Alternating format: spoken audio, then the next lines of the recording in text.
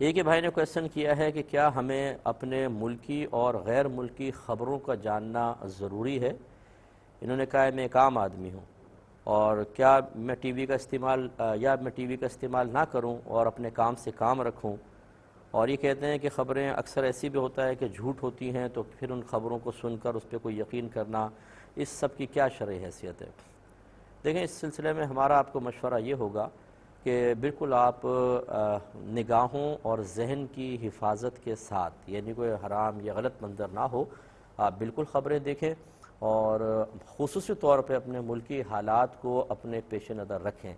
ہماری عوام جب ان تمام چیزوں کو، اب تو خیر بہت ہی باشعور ہو گئی ہے عوام، یا کر دیا گیا ہے، میڈیا نے اس پہ بڑا کردار ادا کیا ہے، لیکن جب انسان ان چیزوں سے رابطہ نہیں رکھتا اور کہتا ہے میں اپنے کام سے کام رکھوں گا، تو وہ ان معاملات میں رہ جاتا ہے جاہل، پھر اس کو شعور حاصل نہیں ہوتا، اور پھر ووٹ دینے ایسا جب شخص پہنچتا ہے تو کسی بھی ایسے کو ووٹ دے دیتا ہے جو اپنے لچھے دار باتوں میں اس کو گھیر لیتا ہے، اور انسان غلط آدمی کو بھی ووٹ دے دیتا ہے۔ اس لیے خبریں جو ہیں، یہ تجزیے، یہ معاملات آج کل کے دور کے اعتبار سے، کیونکہ اس کا ایفیکٹ بہت بڑا پڑتا ہے، اگر آپ غفلت میں رہیں اور غلط ووٹ دے دیتے ہیں، کوئی بھی آدمی غلط منتخب ہو کر آتا ہے،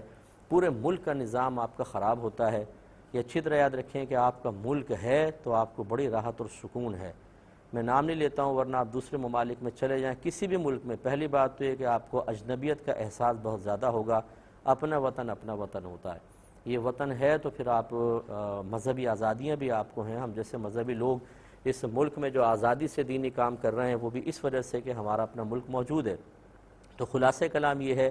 کہ میں یہی مشورہ دوں گا کہ ہر مسلمان بھائی بہن کو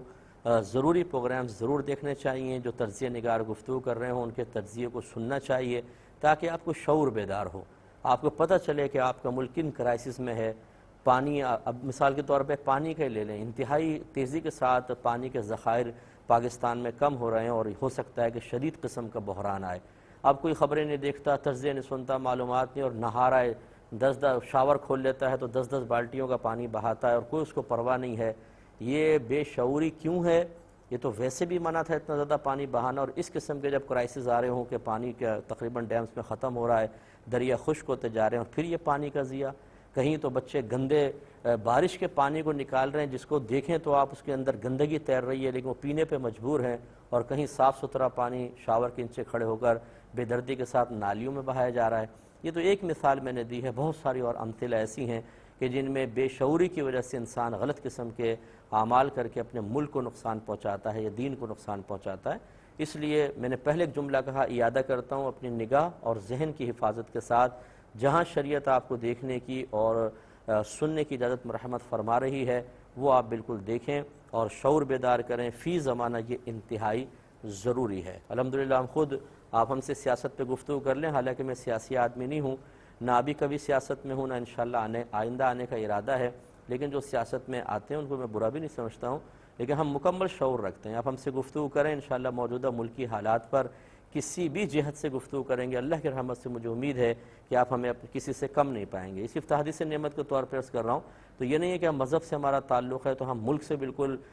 بے پرواہ ہو جائیں۔ ہمارا ملک ہے تو مذہب ہے، مذہب ہے تو ملک ہے، ان دونوں کا بہت تعلق ہے۔ معذاللہ یہ نہیں کہ پاکستان نہ رہے تو مذہب ختم ہو جائے گا، لیکن میں اس حوالے سے کہہ رہا ہوں کہ ہمارا ملک ہے تو ہمیں مذہبی آزادیاں بھی ہیں، اور ہم بڑے آسانی سے اچھے انداز سے مذہب کی خدمت کر سکتے ہیں۔ اس اعتبار سے میں نے عرض کیا، تو ضرور آپ بھی شعور بیدار کریں۔